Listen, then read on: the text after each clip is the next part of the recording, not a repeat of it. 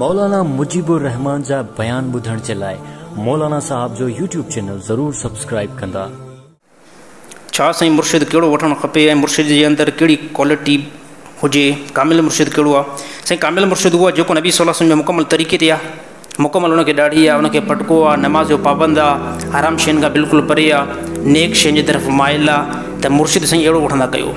माण्हू मुर्शिद कहिड़ो वठंदा आहिनि? ॾाढी कटियल आहे मुर्शिद आहे साईं असांजो, जेको पाण ॾाढी कटियल आहे तव्हांखे सुभाणे कहिड़ी सलाह कराईंदो। मां ॾिठो आहे अमूमन ॾाढी मुर्शिद खे बिल्कुलु न आहे, मुर्शिद खे पटको बि न आहे पातल, मुर्शिद खां जेके नमाज़ पुछा कई मुर्शिद खे नमाज़ बि न ईंदी आहे। माण्हू चवंदा आहिनि साईं हे असांजो जेको वञे थो ॾे असांजो मुर्शिद आहे। त नबी सल्लल्लाहु अलैहि वसल्लम मुर्शिद जेकॾहिं इस्लाम में मुर्शिद वठणु खपे, पर मुर्शिद जी कुझु क्वालिटियूं बयानु थियल आहिनि, मुर्शिद जूं क्वालिटियूं बयानु थियल आहिनि। त अहिड़ो तव्हां मुर्शिद कयो जेको तव्हांजी इस्लाह त करे न, तव्हांखे चङी तरह रस्तो, मुर्शिद चइबो हुनखे जेको रस्तो ॾेखारे। ऐं मुर्शिद अहिड़ो हुजे जंहिंखे पाण सना पढ़णु न अचे, नमाज़ पढ़णु न अचे, त हे तव्हांखे काॾे वठी वेंदो? हे तव्हांखे सिधो जनम में वठी वेंदो।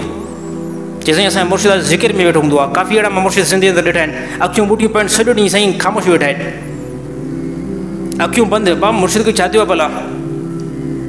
मुर्शिद खे छा थियो आहे? मुर्शिद भला निंड वारी गोरी खाधी आहे छा? चई साईं सॼो ॾींहुं मुर्शिद असांजो ज़िक्र में वेठो हूंदो आहे, सॼो ॾींहुं हे ज़िक्र में वेठो हूंदो आहे। त हे साईं कंडीशन इस्लाम जी कंडीशन न आहे।